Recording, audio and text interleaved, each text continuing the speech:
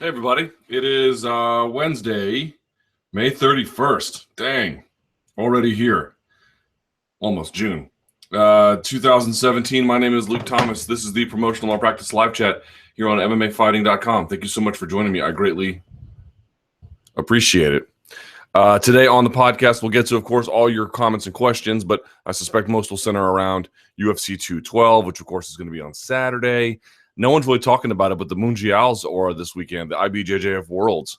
Buchecha's back. Dylan Dennis has a lot riding on that. So if you have any questions about that, we can get to that as well. Let's see. Plus, of course, we just got past UFC Stockholm. There's a lot of this de Randamie Cyborg stuff. There's a lot going on. So best place to get your questions in is going to be on where this window is embedded on MMAfighting.com. It's not going to be in the YouTube comment section. Just a lot of donkeys down there. Also, you can get a question in on Twitter. You can tweet me at LThomasNews. Of course, you can use the hashtag #ChatRappers as well. This is all explained on the post on MMA Fighting. As you can see, I finally got a haircut. My beard has gone through one layer of trimming. I have another layer to go, but it is at least better than it has been in quite some time. The lady who cuts my hair, she literally comes to my house, and she was out of town, so I didn't want to go. And if you go to any other place in this city, it's a gazillion dollars to do it. So I didn't want to do it. So, but I got it fixed. Looks better, right? I look less homeless now.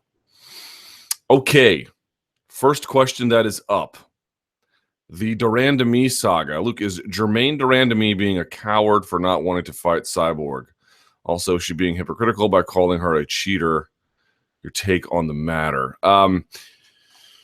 So this one is, you don't see a lot of these too often, right? I remember when everyone was accusing Tito Ortiz of ducking Chuck Liddell. And maybe he was, but it didn't feel like this one. This one is sort of more nakedly someone trying to avoid someone else. I got to be honest, though. I personally have a bit of an issue. I mean, and I'm not saying it's not true.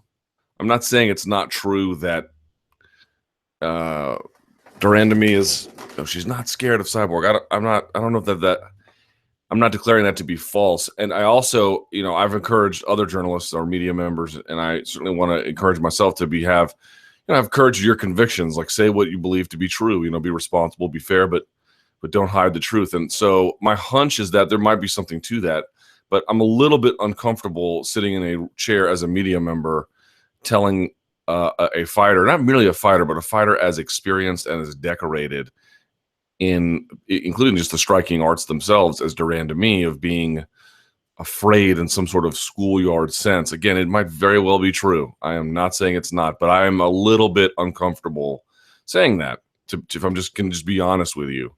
But you don't need to say that to get the point across. Certainly it would drive it home if it's actually true, but I think for me, the way I look at this is very, very, very simple.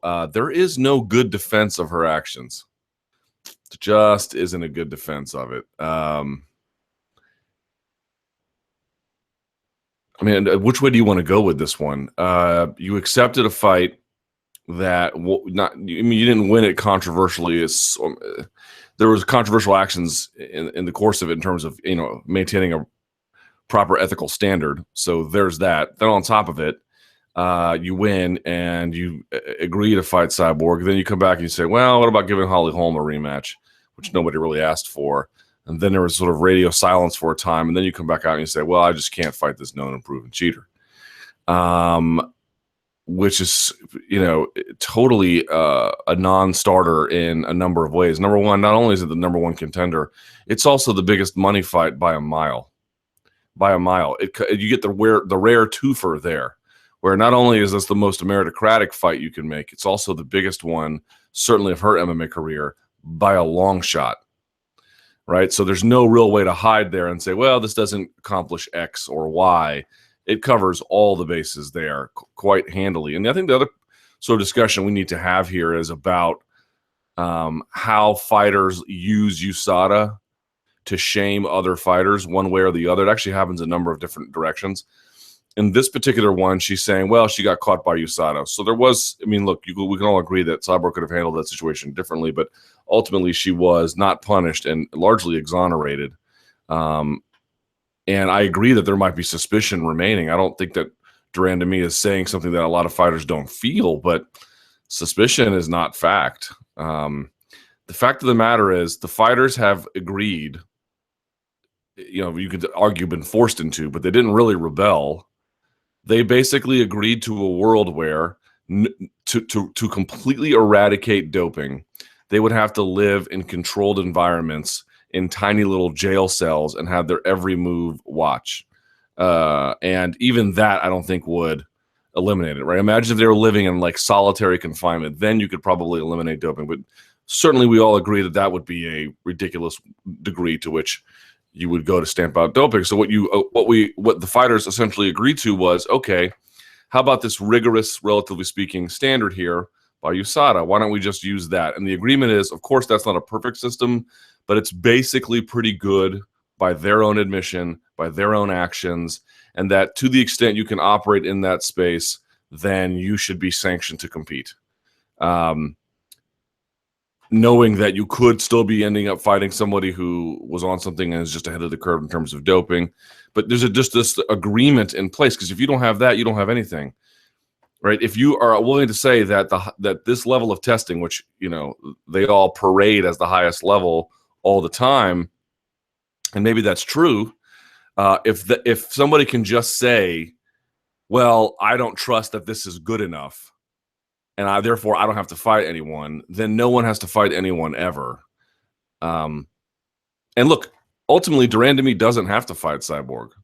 Like, doesn't have to, If you don't want to fight this person, don't. Relinquish your title, which it appears that's what she's going to do. So in some ways, she's following the path that is available to her. But the problem is that, I interviewed her prior to UFC 208.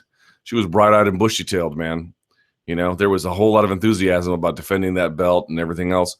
And then to have this sort of weird chain of events that followed, look, she just wasn't prepared for the championship responsibility that came there. It's just as simple as that. And that's okay, but you shouldn't tell people up front that you're ready for that when you're not. You're totally not ready for that at all.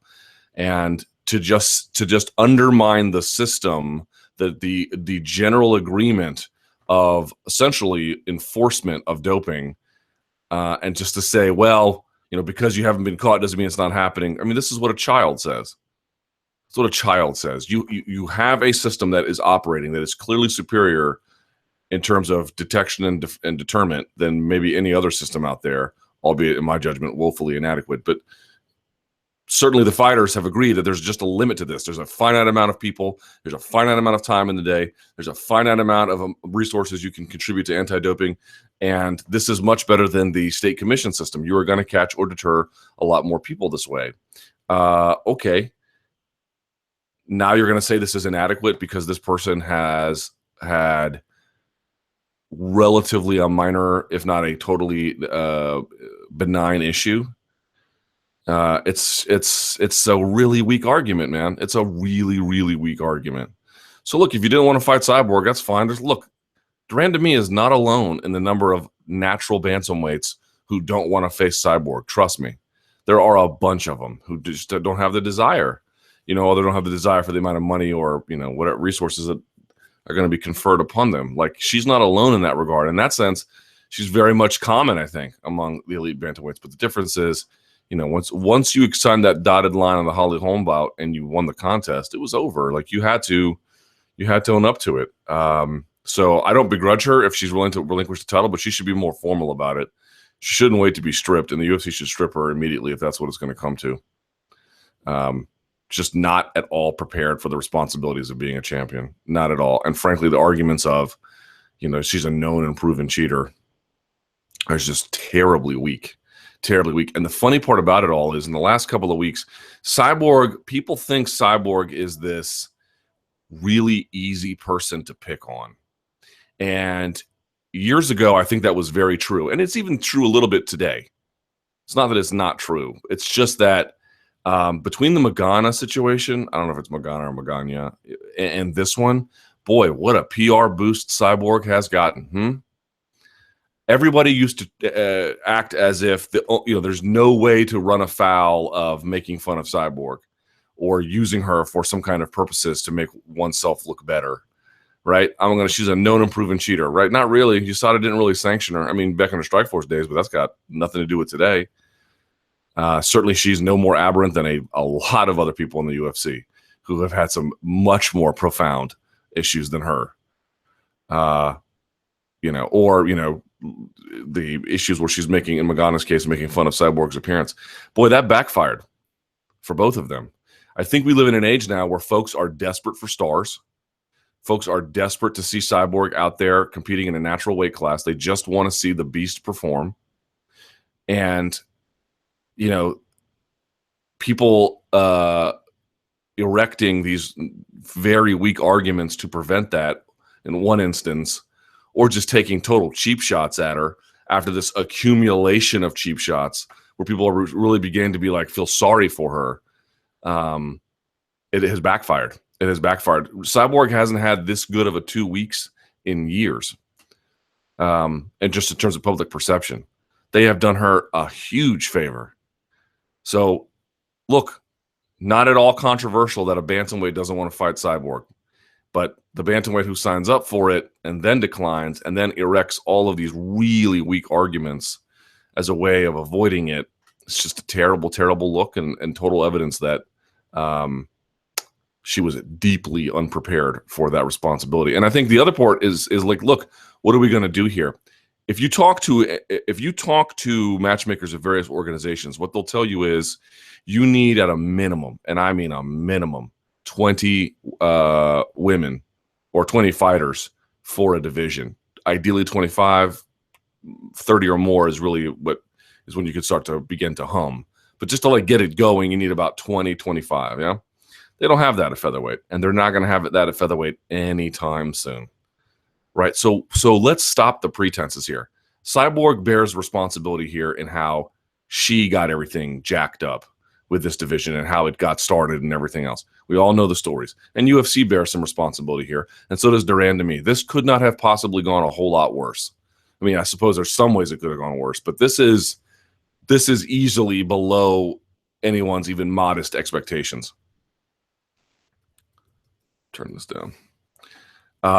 And all the characters involved deserve responsibility. But if we just stop the pretense about this and just realize what this is, we are in a time where we could use as much star power as available. She clearly has some. There clearly is demand for her. It's just the Cyborg division, and all we have to do is stop the pretense about it. Just do what Invicta did. Here's Cyborg, and occasionally they would trot out, somebody who was pretty good, overmatched but pretty good. A Marloes Kunin, for example. But then the rest of the time, she's over there just bludgeoning people. That's what people want. That's what the market is there for. Like, let's just stop having these weird debates or issues and hangups. Like, it's got to be this kind of division. We are in lean times, folks. Lean times. That means there's going to be some kind of adjustments. And we talked about it last week. Not every kind of adjustment, at least not, everyone's going to have personal preferences in that regard. But in this one seems real simple. This is Cyborg's division. Why pretend otherwise? Just set it up and she'll knock them down. Or maybe Kat Zingano beats her. I don't know. But that's what really this is about. It's not about anybody else. And clearly everyone else is not up to the task. Cyborg is.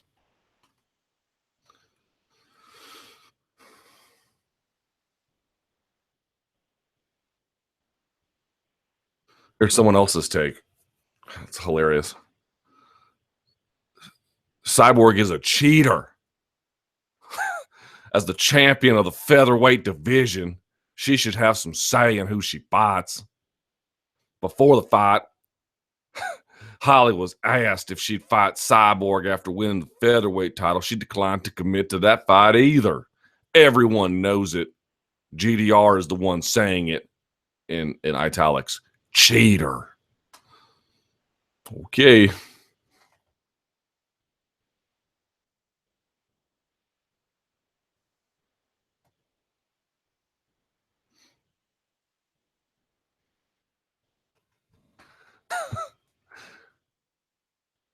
All right, Glover versus Teixeira. How can a ref and a doctor let a fighter who can't see continue? Well, that's a great question.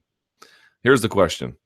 There has been much talk about the late stoppage in the Gus Glover fight.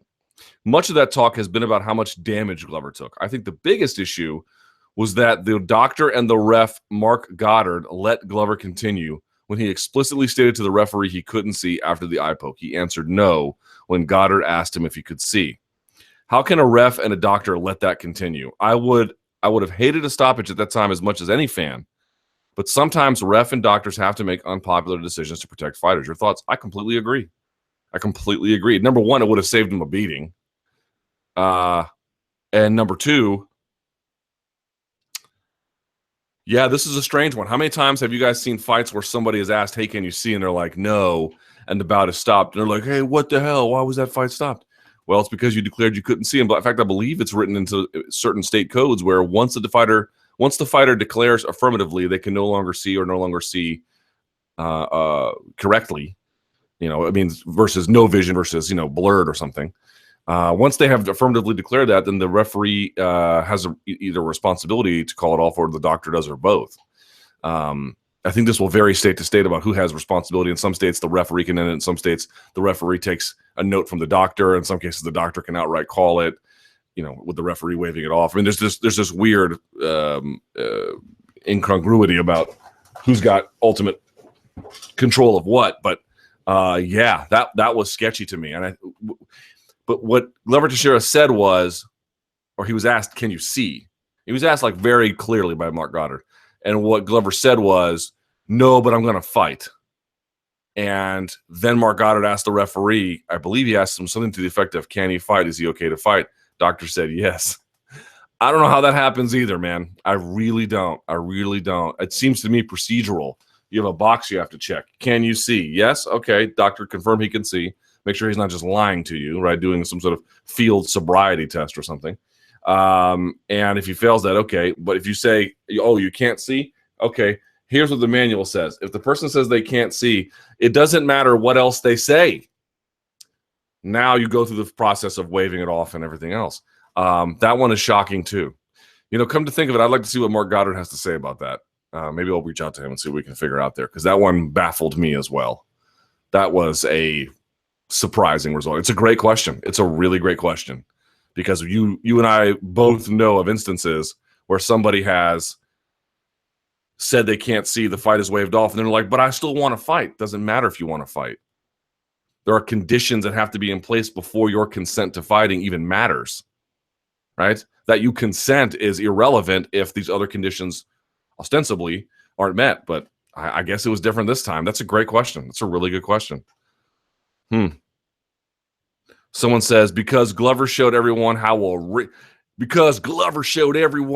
real fighter who wants to continue acts in front of a doctor. You tell him, buddy. And then someone else rightly notes, the problem was that he, Glover, almost got finished in the second, third, and finally put away in the fifth. Credit to his toughness, but how much is enough? He was lucky Gus chose to grapple with him when he dropped him in the second and third. He had just made him stand back up. He had finished Glover much earlier. The corner should throw in the towel, but the win bonus, in my opinion, is a huge factor. The coaches and corner get a percentage of winnings. There is that conflict of interest as well, but that's true to an extent of big fights in boxing. To me, it's a bigger issue of just culture. We just have a culture of brutality that goes a little too far. Unfortunately, we are way too. Make sure I didn't mess with the audio. We are way too accommodating of unnecessary brutality in the name of cleanliness of decision. Look at there was a clip I saw on Facebook this morning. It was Joe Stevenson talking to what's that other guy? Justin Edwards in the Ultimate Fighter House, talking about his injuries. Oh my God. Torn pecs, degenerative disc disease, dislocated shoulders. The whole thing, just the amount of abuse that a body takes to do this at a professional level for any kind of prolonged period of time, not merely over the course of time, but in particular incidents like this. We have a sport where the amount of injury is so inconvenient, it prevents, and it should prevent more, a cleanliness of procedure, right? Everyone in the NFL, for example, here in DC, where we have a loser mentality with our sports teams, understandably so, and people are delusional about the Redskins. They finished they were the NFC East champions 2 seasons ago, and they finished the season of 8-7-1. That one game was the one in London where it was a tie, I believe, against the Bengals, if I'm not mistaken. Right? These idiots in town go, that's 2 seasons in a row of winning seasons. It's like, it's super not what that is. But more importantly, everyone after that tie was really upset. They just didn't feel right. You don't know if it's a win, if it's a loss. You can't quite tell what to make of it. And people want to avoid that. They want to get a cleanliness about it. There's a winner, there's a loser, bang. That's what they want. They want some kind of understandable, easy to follow formality about it. And we want that in fighting too. We don't want some eye poke to be like, well, what would have happened? He could have done this and he could have done that. And we let that get in the way of better, I think, decisions about health. And then it goes not just from regulators and officiants who could do a better job, but fighters themselves lying to medical staff, either during a fight, before it, or after it, to avoid some kind of medical suspension or to be able to go through with the contest. Hey, how's your ankle feel? Ankle feels great. Meanwhile, it's shattered or something. I mean, this is common. How many fighters do you know just lie about the state of their health as a consequence of to avoid some sort of sanction either before, during, or after a contest? It's part of the game to an extent. But at some point, if you don't have an incentive in that way, your only incentive is to protect the fighters and operate that octagon space. You need to make better decisions about what you say yes and no to, you know.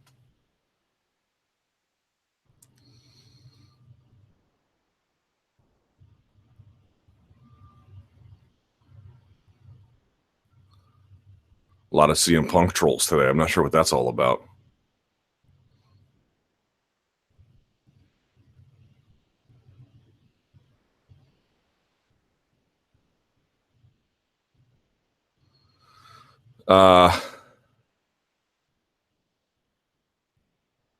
Jones hasn't fought in a while, and in the meantime, DC and Gus have had some impressive wins. How do you see the balance between the top 3 live heavyweights? Impossible to know.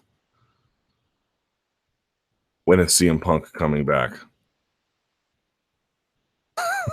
When is CM Punk coming back? Good question here. Vitor Belfort's legacy. Vitor has his farewell fight in the UFC anyway this weekend. And although recent years have been tarnished by his TRT PED, recent years, bro, that goes back a long time before recent years. And getting knocked out in the first round in 4 of his last 5 fights, Belfort is undoubtedly an MMA legend. How would you sum up Belfort's legacy? You know, someone asked me this question last night, actually. We were talking about it. And I really believe this. I firmly believe this. Could be wrong. I guess we'll see how history ultimately remembers him. But hold on. Look, is it possible to have a real conversation about the totality of Belfort's career by ignoring or not including in some real way discussion about the TRT era or his PED abuse, documented PED abuse, at least insofar as athletic commissions are concerned? It's not possible. It's not possible. It is a big part of who he was. Either when he was doing it above board, to whatever extent that was, or when he was doing it not above board. This is an incontestable part of his identity and, frankly, his success, to an extent some of his failures too, but his success as a fighter. It's just a fact. It's just a fact, okay? I mean, it's my opinion, but I don't know how you could possibly go through the course of his career and ignore that. But here's the bigger lesson I think is true if you're going to want to follow any other sport where there were PED infractions or suspected PED use or whatever the case may be. That's not really Vitor Belfort's legacy, not as far as I'm concerned. The bigger legacy there is, yes, that component which I just mentioned, but sorry, he's a Brazilian pioneer in the modern era. That's who he is. This is a guy who was there for some of Pride's biggest days, certainly for the UFC, certainly for the UFC's major ascendancy in Brazil, a few years ago. This was the guy leading the front of it. He's arguably the most popular fighter ever out of Brazil that reached further into the mainstream. He was a global, in terms of MMA, global combat sports star that did a lot for the Brazilian market, that did a lot for MMA generally, that competed in some of the biggest shows, that fought in a number of different weight classes. His real legacy is that he is one of the leading figures of Brazilian MMA. That's just a fact. It's just a fact. Now, some of that, of course, you can attribute to, TRT and or PEDs. When he flagrantly ignored a commission order and went and competed over in Europe, these things are impossible to ignore. But I don't think ultimately that will come to define him. It's a story you can't tell without that component, but that component is not the story. There's a bigger, wider way in which to view him, which I think will ultimately be the way in which people do it. I am very confident. If past is prologue, that's how it will be done. So, especially if he continues in some other organization and gets back on some kind of, medicinal regimen or whatever you want to call it. I think the real story of his career, one of the biggest things about it, it's that he's probably the biggest MMA star out of Brazil ever. And that he has put on some of the biggest fights the country has ever seen, and that his success was critical to getting MMA hot again in South America and Brazil generally. And a key leading figure in this before it was ever popular, and then when it was at its peak, really pushing it beyond its next boundary. This guy headlined how many shows for the UFC in the last few years in Brazil? I mean, he has been a central figure for them. So take that for what it's worth, man.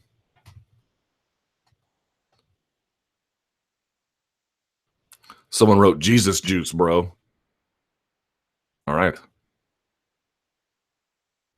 Gokhan Saki in the UFC. Yes, Turkey's finest. Look, what was your reaction to the UFC signing kickboxer Gokhan Saki last week? Confusion. I mean, if you watch him compete in kickboxing, his fights, I mean, he's vicious, man. He's completely vicious. A brutal pocket striker. And I'm sure kickboxing aficionados can tell me a little bit better about it, but, some of the more grittier elements of the Dutch style, not much of a mover, but just an absolute power presence. Reminds me a little bit of Mike Zambides. I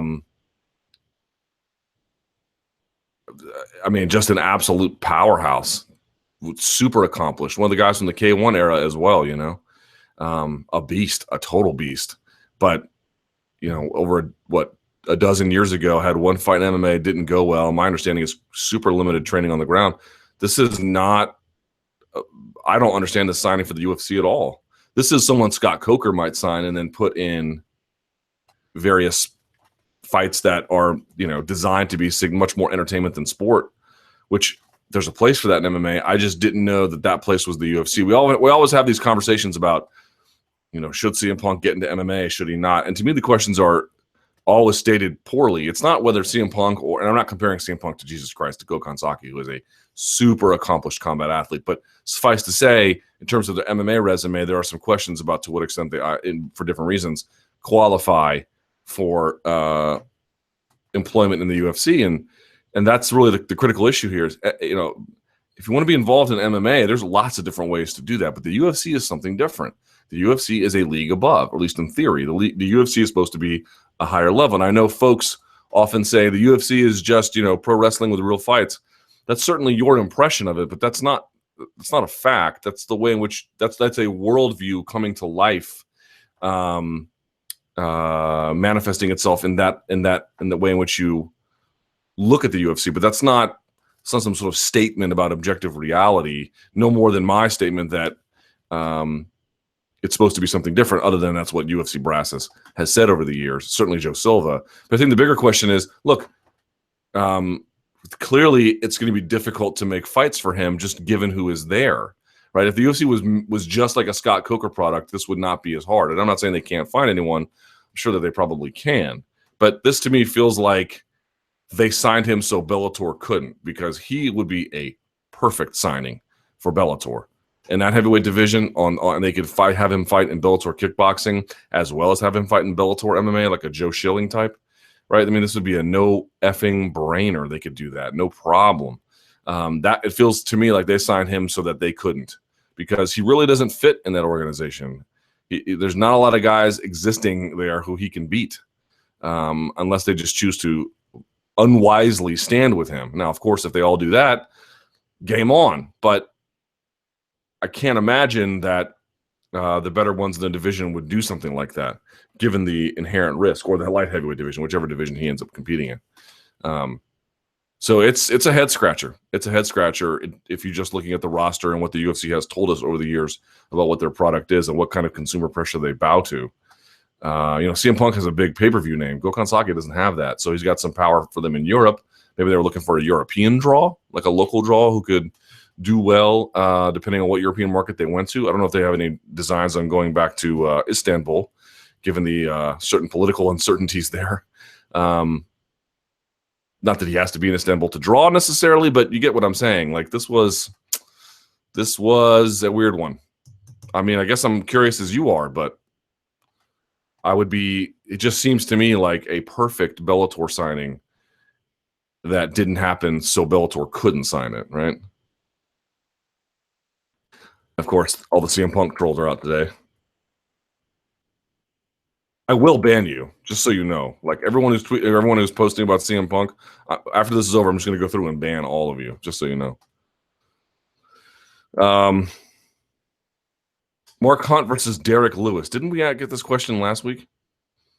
On a scale of 1 to 10, how excited are you for this fight? 6 or 7, somewhere in there. Well, the fact that Derek Lewis may still be recovering from broken ribs have a big effect on this fight. Hunt is a bit of a headhunter, but that can't help. Let's see. What will Conor do after Mayweather? I suspect he'll stop fighting for a while.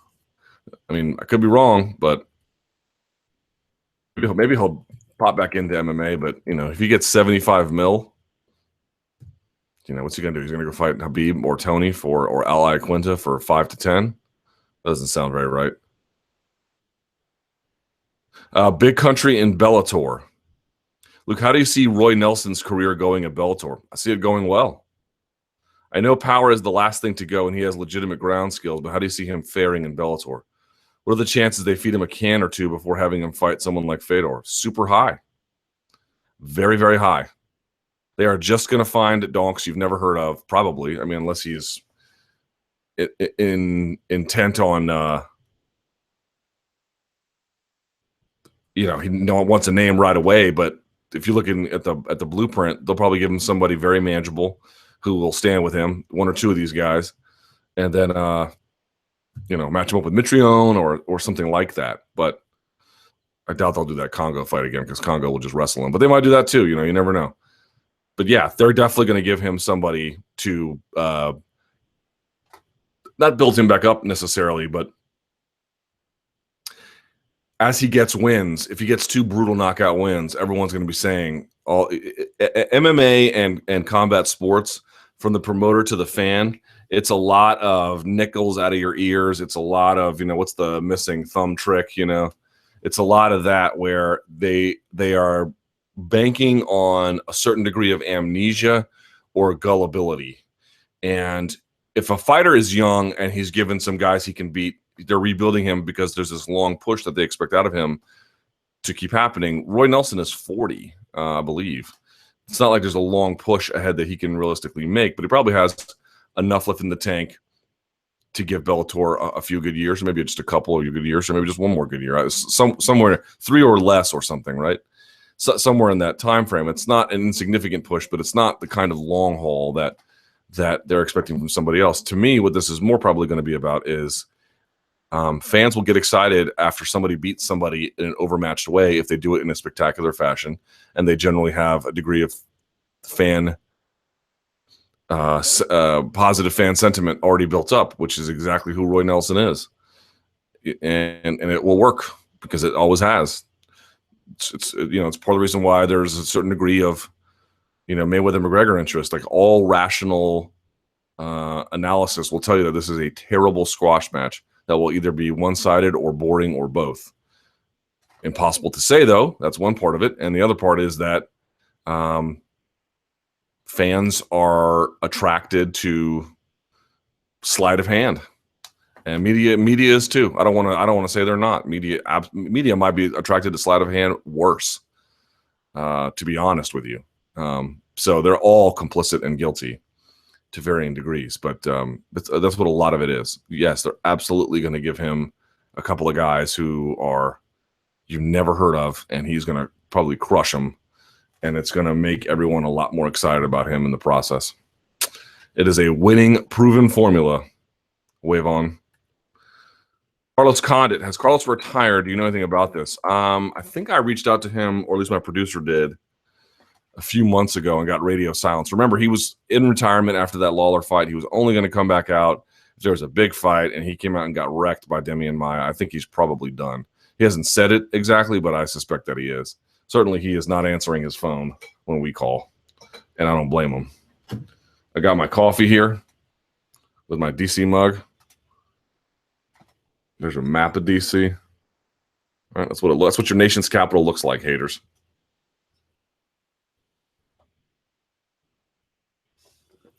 CNN cuts ties with Kathy Griffin amid controversy over comedian's gruesome anti-Trump photo. Did y'all see that? I had two thoughts about that. One was, I don't know what she was thinking in terms of who are you going, what is the possible artistic or political aim of this? I suspect on the artistic side, it might be a mixed review. On the political side of this, which of course there is absolutely a component to, you are going to convince nobody of what you want. Like whatever aims you have as a result of this, they are going to backfire. Case in point. On the other hand, who could possibly care about such a thing? Oh, look, there's a cross in a bottle of urine. They call it Piss Christ. It's down at the art museum. Don't care. Hey, look, it's a thing of Trump. Don't care. Hey, someone drew a thing of Muhammad. Don't care. It's art. It is hardly offensive. You want to talk about the world in which we live and how to navigate it and how to convince people? Yeah, not the smartest move.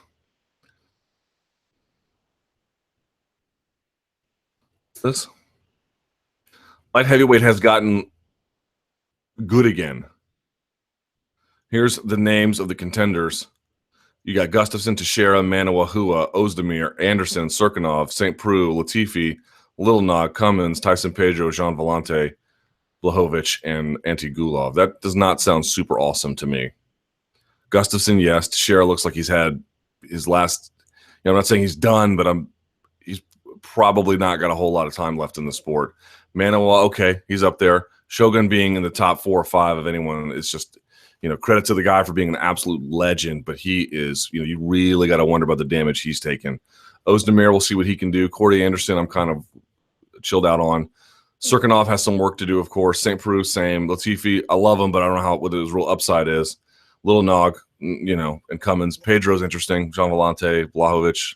There's a few names in there that really get you going, but not a ton.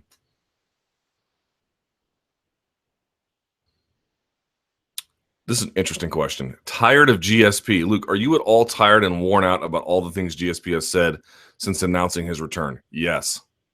Yes, I am. Now, like you, I absolutely wish to see, I wanted him to stay retired, but he wasn't going to stay retired. He wants to come back. Okay, if that's a given and there's an appropriate fight, I'll live with it. And it looks like sooner or later, I guess they might find one. I really don't know what they're going to do. But this has felt a little tortuous, to be honest. I wish there was a plan in place with an agreement signed and we could stop doing this passive-aggressive stuff through emissaries or, the UFC's being passive-aggressive one way, he's being passive-aggressive another. I do not understand what is so hard to get a deal done here. I really don't. Put something in paper. Sign it. Let's go. Let's put, let's move this process along in some kind of orderly fashion. This is tortuous. And I'm very, very tired of it. I almost at a point. I'm not at a point where I'm like, I don't care if he comes back anymore. I don't think any of us really feel that way, but my patience is wearing thin. Super wearing thin. MMA Legends League. With the UFC having a down year, at least in terms of big name fights, can the Legends Series and League be a small part of a solution? Well, it depends. You've got big names like Matt Hughes, Chuck Liddell, BJ, Rampage, Hendo, Couture, Vanderlei, Crocop, Forrest Griffin. Man, we are playing the old hits, huh? Josie's on a vacation far away, isn't she? Come from a land down under, don't you? They would probably still do decent numbers. What would a Legends League look like? You just tell me what it would look like. Do you go with full Legends events, or do you just put Legends fights on normal cards? Should UFC touch this, or is this more of a Bellator thing? Would it be good or just sad? Man, you guys, I don't know how long this gentleman has been here. Maybe a while, maybe not a long time, but I remember distinctly. I think it was after in Atlanta, after the Rashad Evans Chuck Liddell fight, when Chuck Liddell got absolutely slept, and there was a question there about, he could keep going and getting these other big fights. And there were other fights that were being proposed at the time, like maybe a Griffin versus Liddell or something. And Dana White came out and explicitly stated, I don't want that money. That's not money we want to collect, right? We have an ethical aversion to this kind of thing. Probably a pragmatic one as well, given what kind of health concerns can arise as a consequence. And everyone really complimented their stance on that, which I do as well. I think it really, to be honest, I don't like that Bellator does it. Not much anyway. And I mean, everyone's circumstances is, of course, a little bit different, but I think the way in which Dana White framed that is really the interesting part there. We don't want that money. Now think about that for a second. What does that mean? That doesn't mean there's no money. What it means is there's money here. We just don't want it. MMA, this is one of the stronger arguments about the dramatization element of MMA, where you have these cult of personalities that people have this deep affinity for, not regardless, but skill level decline, somewhat be damned. I don't think you get the same thing in boxing. When guys are washed up, everyone is kind of cruel to them, but that cruelty kind of ushers them out the door a little bit quicker. Although, guys hang on past their prime there too, but, not quite at this stage, right? It's one thing for Ray Mercer to go fight Tim Sylvia in MMA long past the days of his boxing glory, but he's not doing that under the auspices of the UFC's blessing. I think that's the big deal. There is money to be made there. I've said it before. I will say it again. I'm telling you guys, there is money to be made in doing a seniors tour. Or seniors kind of event, or seniors fights. It just is true. They call them masters in jiu-jitsu, and there'll be masters this weekend. There's an entire event called the Masters, the World's Masters. Like, you go there because if you're an older guy still competing, you can go compete against other older guys, and you can be the Masters World Champion. That's a real event, and I think they have one for gi and no gi. Not kidding, it's real. Google it. I know guys who went and competed in it. It's tough. It's hard to win there. It's not even like a bullshit event. Like, it's a legitimately hard event to win. Not as hard as winning the actual Worlds, but, okay, what is? So clearly, like, these people still want to compete. It's obviously different when there's no strikes to the head. And clearly there's still some kind of demand for it in the prize fighting context. The difference is, from a corporate responsibility standpoint, I think the UFC has every reason to say no to it. I know it's a down year. I know it is. This is one of those ones. This is one of those lines in the sand I really don't feel like they should cross.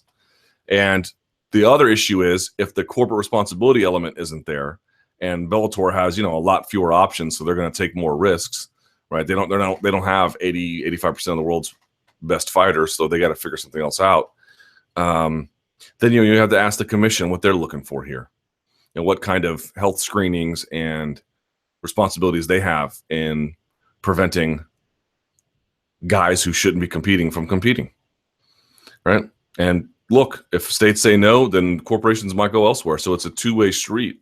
But, look, I got to be honest, there is absolute consumer demand for it. As much as I don't like saying it's true, it's true. It's 1,000% true. Remember how Dana White said it? We don't want that money. That money exists. They just didn't want it. I really, really hope they stick to it. I really hope they stick to it. There wouldn't be a league. I don't think that would work. But you can tack on a couple of these older ones on these main cards. Hell, you can have them lead main cards for all you want. Yeah, it's a thing. It's a real thing. Weirdest pre-fight ritual. What are some of the weirdest pre-fight rituals you've heard fighters doing? Is it still the Jackson Wink Camp's nipple twist?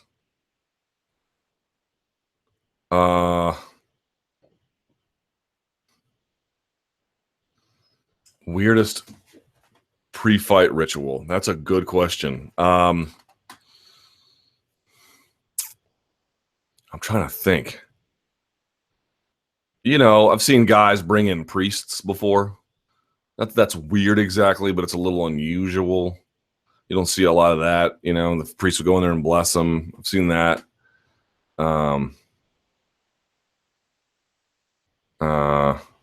Most guys have a fairly normal routine. You get in there for unarmed combat.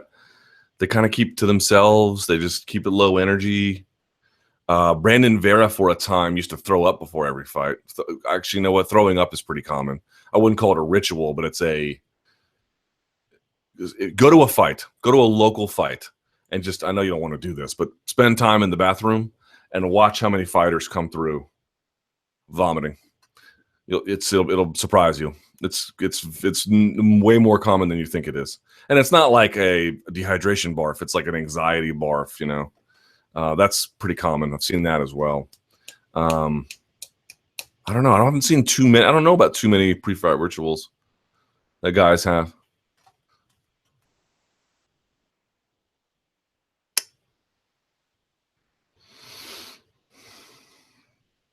Will Germaine de Randamie go down in history as the worst modern era UFC champion ever?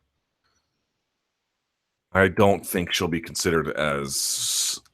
I think what people will say is, probably to answer your question, but I think more people will think about it as guys who, didn't just abandon ship. This title just got created. It was one fight. I'm talking about guys who held the belt in an established division, and in some ways were failing in a different capacity, right?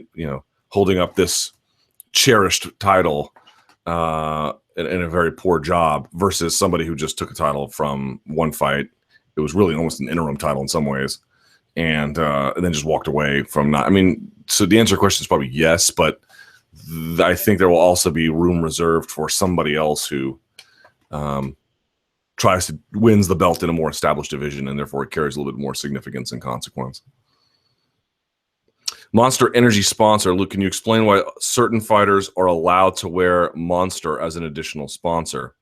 Is that a violation of the Reebok deal? How would it possibly be a violation of the Reebok deal and they would do it? Or you would do it and you wouldn't hear about it. It's not a violation. Monster also sponsors the UFC, and some are able to be sponsored by both. So there you go. Thoughts on Vitor fighting after this weekend? It sounds like Vitor isn't really retiring after this weekend. That's what it sounds like. Are you comfortable with the idea of him signing with Bellator and, say, fighting another 5 fights against appropriate level competition? After all the damage he's taken, probably not. But what can I really do about it? What can I really do about it? I don't know.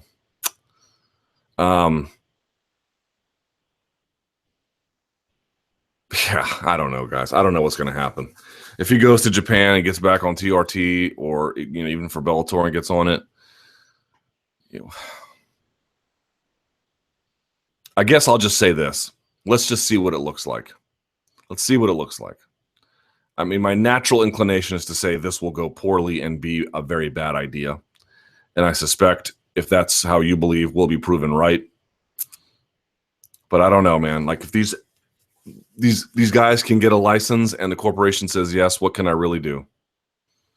I can scream and shout on this live chat, and people notice. I get emails sometimes from angry fighters or managers, believe me, but it's not going to stop them. I don't know what the hell to do about that. First thing you learned as a journalist. I just started writing about MMA and recently had my first interview with a fighter. The thing that struck me the most is the very thin line between confidence and self-deception. What are some of the things you realized quickly when you changed from a fan into a journalist. Okay, a lot of these guys are terrible people. It's true for MMA media too, by the way. Like, we're no better, but some of these guys are pretty terrible people, and if not terrible, selfish, very, very selfish, which is partly understandable, actually. Some are great, but I think the thing I learned was that's an important lesson. That there's it's really hard to tell when they're, and it's not even you call it self-deception. Self-deception is not necessarily a bad thing, right? You can delude yourself into greatness at times. It is possible. For me, the issue was, and this is why I've been pushing back against, I think there is this natural impulse. We always talk about it. Fighters have to do more to market themselves. And I definitely feel like there's a lot of smart arguments about that. And I think, and I always point to like people like Tyron Woodley, like just paying a camera crew to follow him to do the champ camp, and it comes out looking really awesome. Like, that's a really smart thing to do, you know. And he naturally is a little bit more media savvy anyway. But one of the things I realized when you begin to talk to fighters at the amateur level, then low level pro, then regional level pro, then high level pro, and then the elitist, the top level, what you begin to realize is that some of these guys just do not have the ability to market themselves. And I really believe that, you know, and they're so focused on everything else. It's so hard what they do.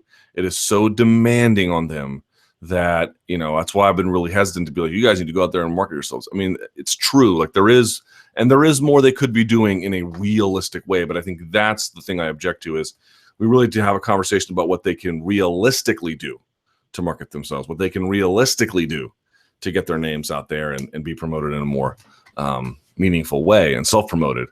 I think that's the thing. A lot of times people are just trying to pull blood from stone. It's just not going to happen. So better than to just sort of cry, why don't they do more? Sort of facilitate a conversation, a narrower conversation about more realistic options. And I think that's really the best you can hope for. Question we all want answered, all in all caps. Can McGregor use a spinning back fist against Mayweather? Yes.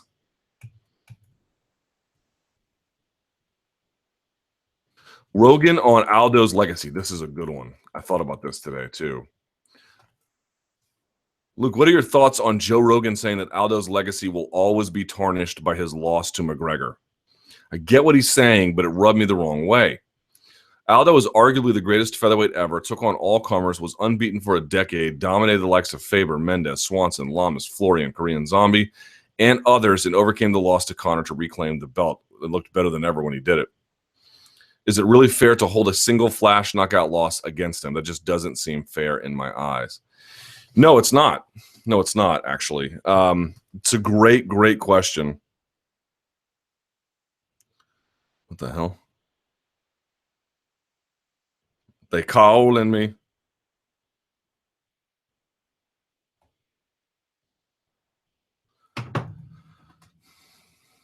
So look, that 13-second loss, man, champions don't lose much worse than that. That's probably one of the worst ways I've ever seen a champion lose, especially a champion that decorated.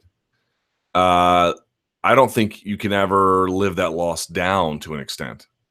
So I think there's something to be said for that. But to be honest, like and everyone's going to be different. You know, everyone's going to be different. Everyone's going to focus on certain things based on certain preferences or proclivities or allegiances. You know, there's just, everyone's got their own way of viewing the world in this context in particular. But for me, let me tell you how I view it. You cannot take away what McGregor did. You really, really can't. That way is such a commanding, unbelievable way to win. But a couple things that sort of don't, for lack of a better description, keep me up at night. Number one, he didn't give him a rematch. Number two, he's basically gone from the division altogether. I mean, maybe he'll come back. I sincerely doubt it, but I would bet that he's not coming back. More importantly, to me, focusing on the third, like if you're one of those people that's trolls on social media, like 13 seconds, bro, 13 seconds, that's basically you raising your hand saying, I didn't start watching MMA until 2013. That's kind of what that means. I don't know how it's possible to watch Aldo's ascension through WEC and all those years in the UFC before Conor and just let 13 seconds wipe it all away. I mean, you can't ignore it. It's a huge part of it. Sort of like Vitor Belfort and his PED part. I mean, it's a big deal, but it's not the deal. I mean, it's an incredibly distinguished record. It is an incredible achievement that he's been able to have. And I got to be honest, like, I would like to see McGregor fight at lightweight again, but I don't need to see him fight at featherweight again. I've kind of moved on. That hurricane moved through the island, so to speak. And for me, having Holloway fight Aldo this weekend, I don't think it will put to bed all concerns about who the biggest champ is there. And especially if Aldo wins, it's going to be hard to quell some of those doubts. But I think it moves us more meaningfully toward a post-McGregor featherweight a division. I really believe that. And if Holloway wins, even more so. Because you can clearly say Holloway wasn't the same guy either when he fought McGregor. Now, maybe you like McGregor's chances against Holloway in some kind of rematch. Hell, I might even like him as well. I'm merely pointing out that that is a guy reborn and redeveloped and a total brand new man. And I am very excited for Holloway versus Aldo, not least of which is because the fight is excellent on its own terms. But you need events like this to begin to really clean up the wreckage of all the problems that were created as a consequence of him winning and then leaving. And this gets us closer to that. Again, I don't think it ultimately closes the door and no one will ever say anything again about the 13 seconds. He was tattooed. He was tattooed with that. You can't just wash the tattoo off. But there's a whole lot more to the story than just the tattoo of that loss. It really is. And I think to just not have a broader appreciation of him, I'm not saying that's what Rogan did. I think Rogan is commenting on everyone else, and that's okay. But if you're one of these fans out there that can only focus on that, I would really have a strong look in the mirror about why you feel that way and how it came to be that you feel that way, because I just have a very difficult time understanding how you can watch all that history unfold and then go 13 seconds, bro. Okay, 13 seconds is bad, no doubt about it. But what about all that good? Have you no appreciation for that? This erases all of that? I don't think it does. This becomes part of that. You know, that story is told together. And credit to Conor McGregor for making it a big part of the story. But I don't think so. I really, really question the depth of someone's fandom if that's the best they can muster. Truly, I mean that.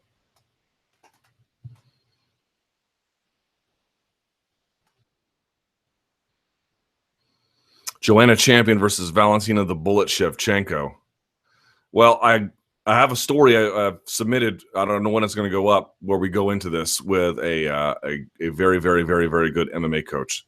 So I'll just say I'll leave it for that. But yes, we get into that as well, about what would happen with them and what has happened with them. So be on the lookout for that on MMA Fighting. Could Shevchenko make 115? No, she can't. She cannot make 115, nor does she have any interest in making 115 from what I'm told. 125, slightly different story.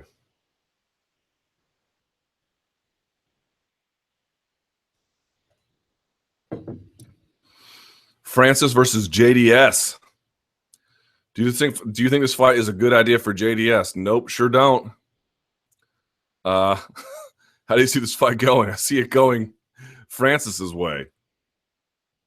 Should the UFC pay for Junior's funeral after this fight? I know some. Okay, here we go. For example, horrible fight in my opinion, especially for JDS. Beast and Ngannou versus shop-worn JDS. Even if Ngannou is still relatively green and JDS is more skilled, this match is just way too dangerous, in my opinion, for someone coming off of a first-round KO. I absolutely hate this matchup. Yeah, I don't hate the matchup, but I agree with the analysis. Terrible fight for JDS. Seems to me like the UFC is trying to usher in a lot of these divisions. They're trying to usher in new blood to get old blood out. And this feels like exactly one of those scenarios, doesn't it? Yeah, boy. If you're a JDS fan, you have to hate this fight. I think Ngannou is going to run over him. Terrible, terrible, terrible. True, false. Boy, these have mostly gone away. Whenever she fights next, Germaine de Randamie will be booed. Well, unless it's in Holland, but yes. The Teixeira fight tells us nothing about Gustafsson's chances against DC or Jones. Not nothing. It was interesting watching the analysis after the fight. Some people were like, oh my God, Gustafsson is back. He looks better than he's ever looked. Better than he's ever looked? I don't know about that. He's looked pretty good in the past. Or I didn't see anything that gives me confidence for him in a second fight with either of those guys. I saw both of those. I thought that was kind of weird. I mean, again, perspectives will vary. I think the takeaway I had was that I don't know if he can beat Jones or DC again because they were razor close contests, but he did come up short both times against those guys. That says something. On the other hand, what I did see was that he is not ultimately beaten by those circumstances. He's not shop worn. He's still perfectly willing to get in there and slug it out. And I know he had those evasion moments, which we went over in the Monday Morning Analyst, that some folks objected to, in some ways quite rightly. But I think the perspective I gained was that whatever chances he had in those first fights, his chances are at least as good in the rematches. That's sort of my perspective, is that he has had a bad moment there and some dark moments in his career, and he brought himself back to that level he had before. And remember, he barely lost both of those contests. One thing could have gone differently. He could have been a champion on 2 different occasions, right? Or whatever. Beating those guys in any case. And they just couldn't quite get it at the end when he needed to. Slight turn of events could have changed all of that. And I think that's the place he's brought himself back to. But is he the best version we've ever seen? No. I don't think that's true. Do we see a guy who has no chance against those guys in a rematch? I also don't think that's true. I think we have a guy who is absolutely has a chance against both of those guys after digging himself out of a terrible, terrible hole. And terrible hole, let's go over that terrible hole for just a minute, right? Since everyone doesn't believe in the idea of tune-ups or time off. Appropriate time off, anyway. All right, so this was his run in the UFC. After losing to Phil Davis, he beat Cyril Diabate, James DeHuna, Matt Hamill, Vladimir Matyushenko, Thiago Silva. Then he beats Shogun. Loses to John Jones, then he beats Jimmy Manuwa. All right? He fought twice in 2012, once in 2013, that was the loss. Then he fought once in 2014, that was the win. Fought twice in 2015, but those are the 2 losses to Johnson and Cormier. He fought once. Oops, hold on. He fought once in 2016 against Blachowicz and then against Teixeira.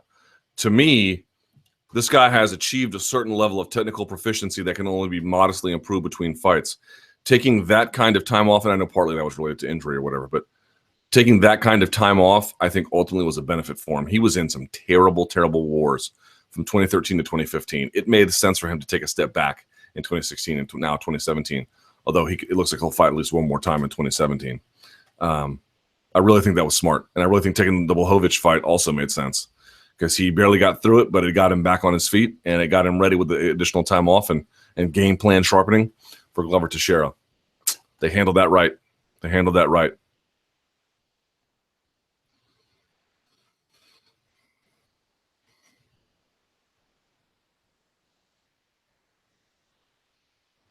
People want that Congo rematch with Nelson. No me gusta. New stars emerge quickest when the old stars have left the scene. No, new stars emerge quickest when they feed off of the elderly, who then get kicked out of the scene. With De La Hoya's comments in mind, boxing's reputation will take a bigger hit from McGregor Mayweather than MMA's reputation. I don't know. Did y'all see? Did y'all see De La Hoya's comments? Basically, argue that like after all that build up for Mayweather Pacquiao and it wound up being a bit of a dud, doing that again to fans could be, I think he used the word fatal blow to boxing. I don't believe that, but it could damage the willingness of fans to purchase big time. It could dampen enthusiasm among the casual fan base going forward for a while, which I think is true. It could. It has. I'm not saying it will, but it certainly has that possibility. If it winds up being that, the fight sucks and it's just, Mayweather just taking everyone's money and treating everyone like a sucker. And again, amnesia is a big component of fights being sold, right? You just forget that the last one sucked and you go and pony up again. So do I, right? Just as guilty. Everyone's response was sour grapes, bro. Sour grapes. You just mad you can't get some of that check.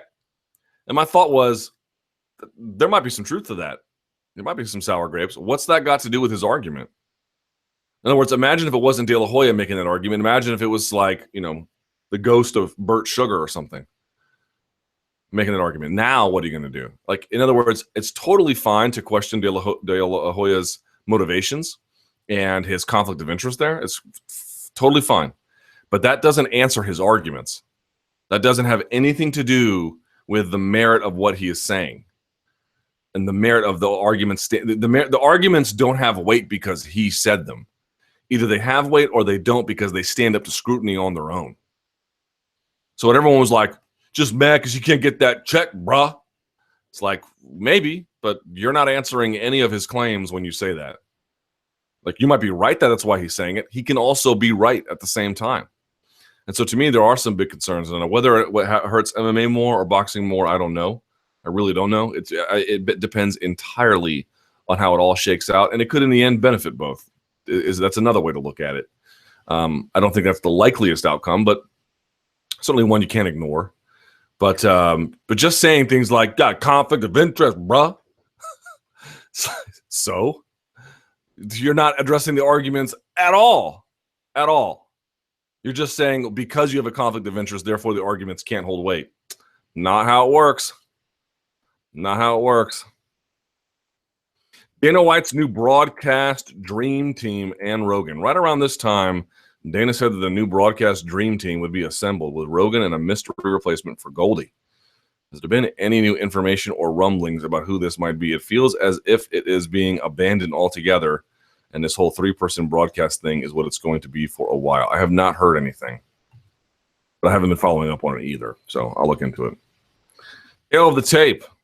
Oh, Jesus Christ. I can't go through this. Someone put a literal tale of the tape together between Donk Donkerson and Rick Rickerson. Okay. Claudia versus Kovalevich. Instead of asking you who will win this fight, I have two different questions about this bout instead. All right.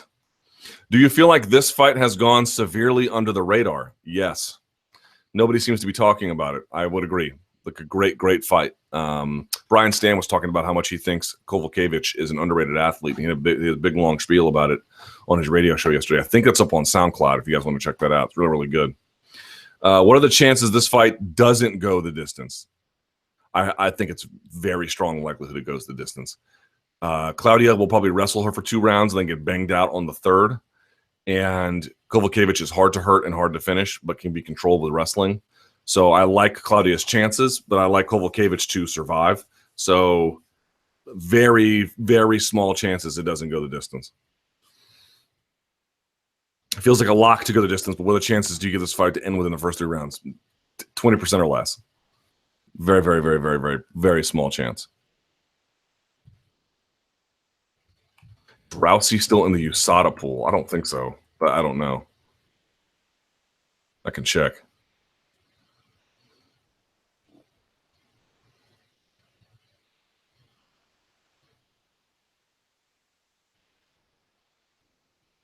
Someone goes, what was that crazy fight Nick Diaz was offered? And someone else says, Bryce Harper. Yes, it was Bryce Harper.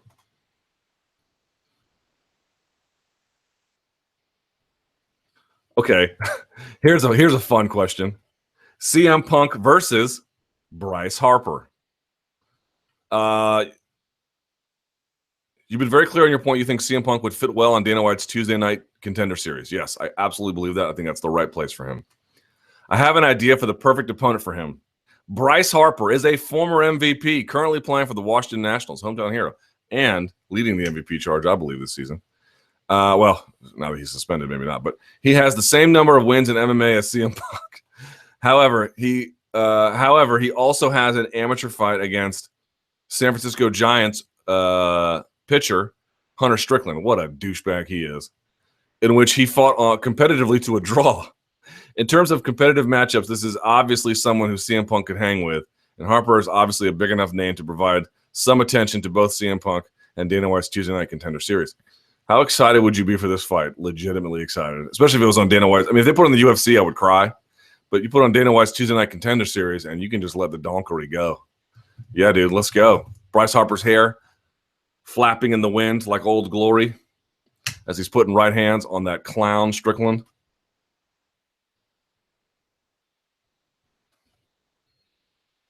I love everyone talking about Bryce Harper's form. Like, Bryce Harper's form sucked. And yes, you know, the helmet toss was bad. I mean, there's no denying it. I don't know what he was doing. It looked like it slipped out of his hands. But the thing about the helmet toss is you got to get the helmet toss in there. You got to throw it at them because you need to get their hands up so they don't see the punch coming. Then you go and you bring that bus driver uppercut. What? You know, the Alexander Gustafsson all the way from Stockholm, Sweden, bink up the gut, man. That's what you got to do. He didn't do that, so the hands got to stay in play, right? And by the time he hit him with the right hook, it was kind of blocked, so he ended up like sort of just hitting him almost like with this part of the hand, which kind of probably had to hurt, to be honest. But Strickland sucks. F that guy. What a loser he is. You're holding on to a 3-year grudge because Bryce Harper owned you back in the day? Grow up, man. My God. And you won the World Series that season. What a weirdo he is. All right.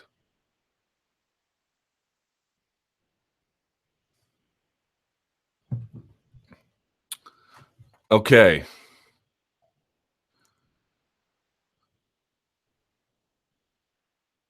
Let's go to the Twitter machine. You can follow me at LThomasNews, or you can use the hashtag #ChatRappers, and I will get to them now. Someone says, who inspired your donk yokel voice? All of the donks I grew up with in South Georgia. Someone says, Germaine de Randamie would not be booed in Holland, but don't think in Holland they would cheer her very much. Dutch fans have reacted very negatively as well. Interesting. The Dutch are very friendly people, I have found. I mean, they're not all like Baz Rutten, who is very, very, very friendly, but still. Bigger phony persona, Jones or Rousey? I guess Jones, but I'm not sure what you mean by Rousey. Is Faber's lack of credit the root cause for Dillashaw feud? I'm not sure what that means. Do you see the UFC adopting the 165, 175 pound divisions? Not anytime soon, but possible.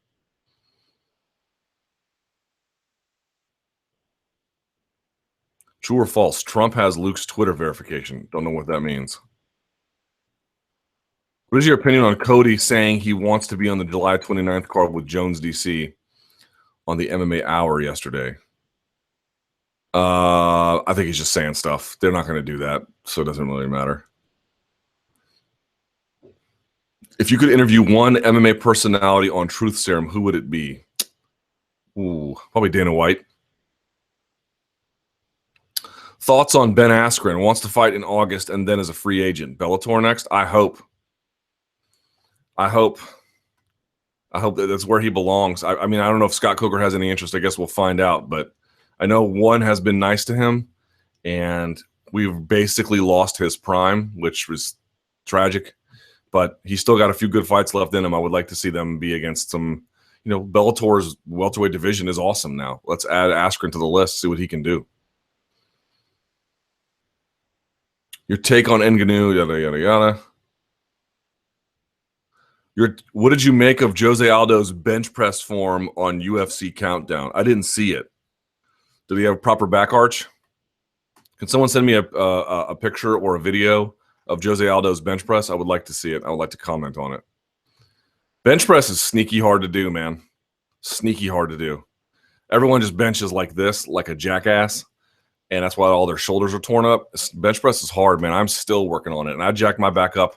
Do you guys remember I had a super effed up back in January and February?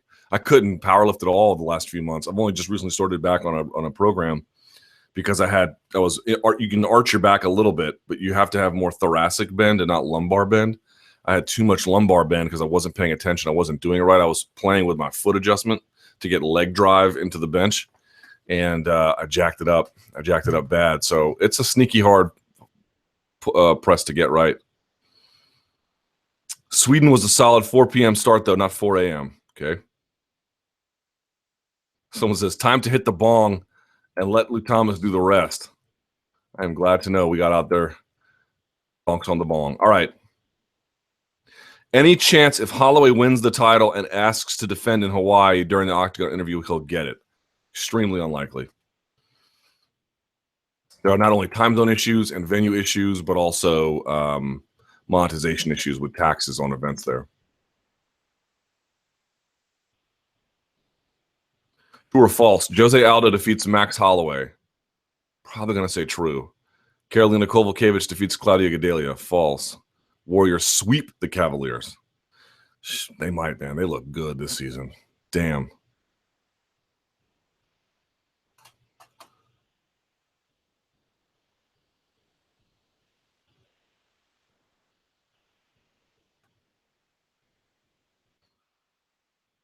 Luke, why can't the UFC go out and get 145-pound women? They can. There's just not many of them, and not many of them at UFC level. Didn't they plan this division before they created it? I don't think so. I think they planned it for it to be the Cyborg show, and then they tried to go ahead and move on without her, which wound up backfiring pretty dramatically.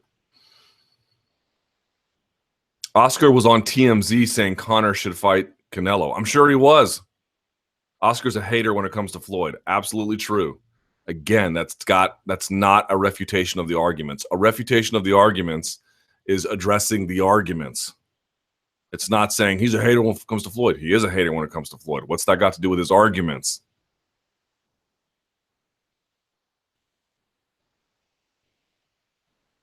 I think the sky is blue. Luke's a hater. He's always out there hating on things. I might be. What's that got to do with me arguing the sky is blue? Wouldn't Pacquiao versus McGregor be a better fight? No. And when will people start being honest about Floyd versus Conor? After it's over. Likely unfair conjecture. Is Belfort being the favorite at UFC 212 an indication that odds makers think Brazil is a TRT oasis? No. I think the thinking there is that Belfort for 3 minutes has good hand speed and can fight. For 3 minutes, he's got you. And Marquardt doesn't have the same kind of ability to take punishment and won't have the same speed advantage. After that, it's anyone's game. But if he can last 3 minutes, which is hard, he's been stopped pretty quickly by Hector Lombard before. So, did you see Mike Perry's comments on the MMA Hour regarding the UFC? What he said made me feel a fighters union is hopeless. No, I did not.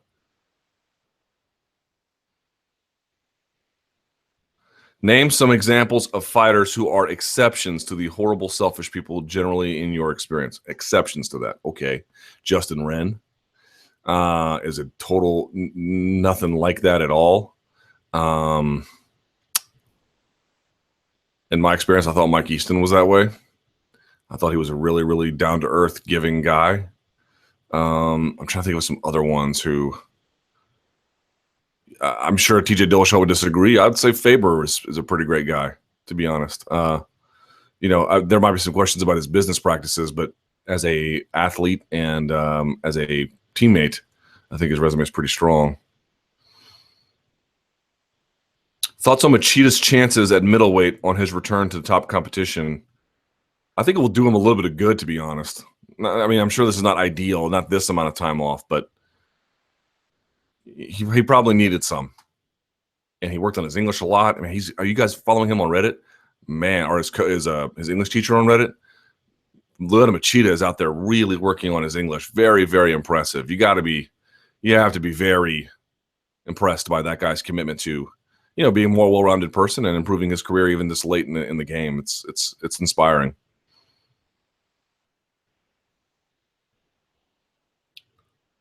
Why won't the UFC talk about the women's 145-pound division? What's the advantage to keeping as future roster a mystery? It sounds to me like they don't even know what they want to do with it. That's to be the bigger issue. Do you know who Mickey Gall is fighting next? I talked to him a couple of weeks ago. He didn't have any names, but he said he was looking at like July, August. I think he wants to get on that 213 card, and if not that, something in August. So we'll see. Do the light heavyweights realize that without Jones, they are as compelling as the flyweights? I don't know. Ask them. If you could interview, there we go.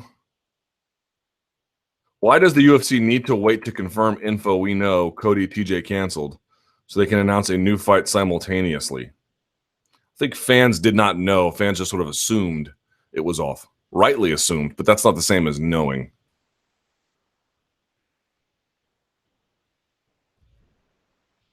Luke, would you be in favor of slicing the UFC roster and events in two if it meant the remaining fighters were paid better? I don't know that I want to split it into two. That seems a little bit drastic. That seems a little drastic. but cut by a third or something, or a fourth, something like that. Yeah, that wouldn't be too bad.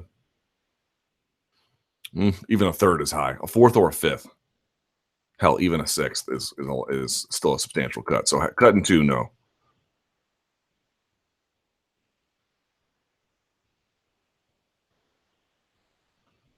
To deny that Cyborg went through a visible skeletal transformation since her start in MMA and now is just plain disingenuous. Apparently, she is Wolverine. I didn't know she had adamantium on her skeleton. Impressive. Did you catch the Kell Brook Errol Spence fight this weekend? I did not. Someone sent me the damn video of Aldo doing the bench press, man. I want to see this.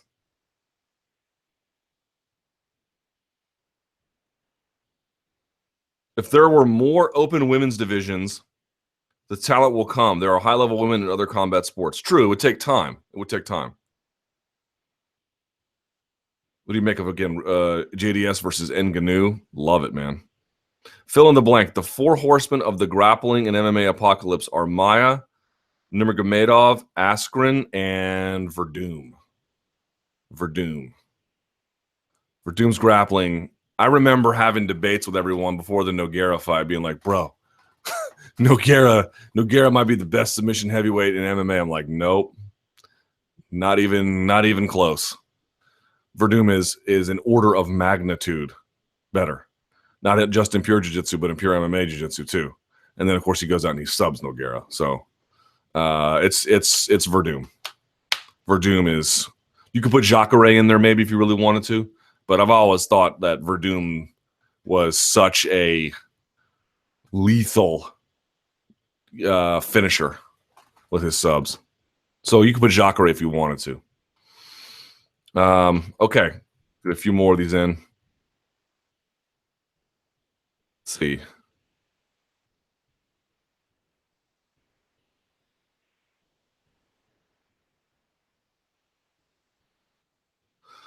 Cris Cyborg, pity. I would consider myself empathetic to Cyborg. I think you mean sympathetic. Cyborg is polarizing, to put it mildly. That's true.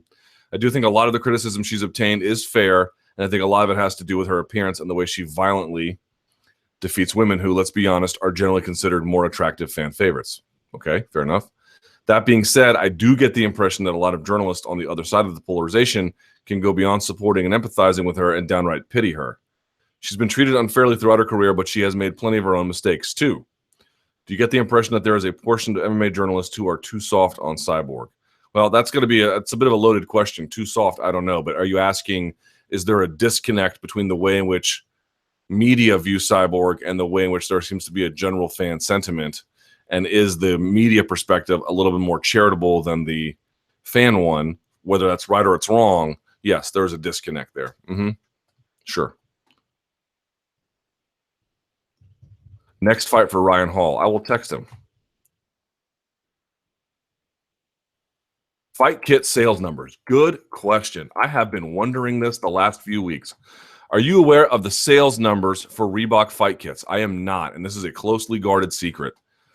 I've tried looking on various MMA news sites for any articles about the sales, but have had no luck. I imagine the numbers are not very good, but I'm curious about the actual numbers. Outside of Conor and Ronda, do you think any of the fight kits are selling well? No, because I think if they were, you would know about it. They'd be bragging to high heaven about it, and they're not. Now, the question is, are the ways in which the cost distributed, and if you view every time a fighter wears a Reebok kit in any event in any part of the country as a great advertising opportunity, are they getting their money's worth, Reebok, with this arrangement with the UFC? I think they would say they are.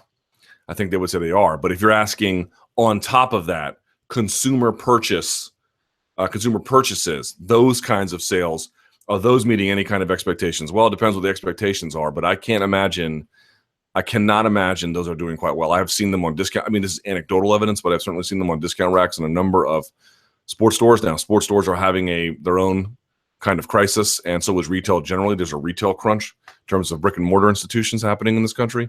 But as a consequence of like Amazon and delivery. It's just sort of making brick and mortar obsolete. But no, I have not. They have never ever talked about it. Those are proprietary figures. I would love to know what they are. I would really love to know, because you'll recall when they were first announced and they had that big presser where it was flexibility and everything else, they came out and said, look, these fighters are going to get a portion of these sales, right? So if someone buys a Cain Velasquez kit, a portion of this is going to go to him, and that's going to be another revenue stream for them. Okay, what is the revenue stream? You know what I'm going to start doing? I'm going to start asking fighters, how much of a check have you ever gotten from fight kit sales? I'm going to start doing that today. I got Stefan Struve on my show. I'm going to ask Stefan Struve. I'm going to ask him. I am going to start doing that. This is such a good question from Blase. Very, very, very, very thoughtful and good question. Let's start doing that. If anyone in MMA media is watching, ask every fighter you talk to, have they ever gotten a check for consumer purchased fight kit sales with their name on it? And if so, how much? Ballpark. I am going to start doing that. Very, very, very, very good question.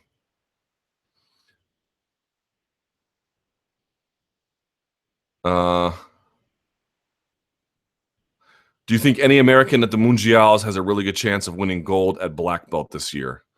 I don't. Some of Marcelo's guys, Gianni Grippo is certainly coming along.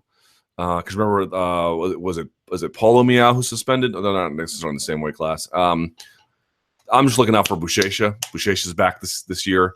See if he can get double gold. There's going to be no Rodolfo Vieira, so that's kind of interesting. But Rodolfo's at ATT training for MMA.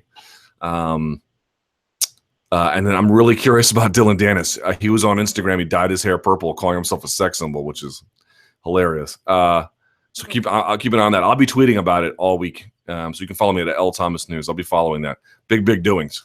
Very, very curious. And of course, Rafa Mendes retired as well. So keep that in mind too. All right.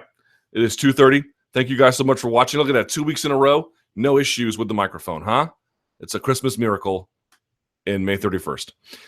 You can like and follow me on Instagram and Facebook. Just find Luke Thomas News on either, and that will work. You can email me, lukethomasnews@gmail.com. I will answer those. It takes me a little bit of time, but I will get to them.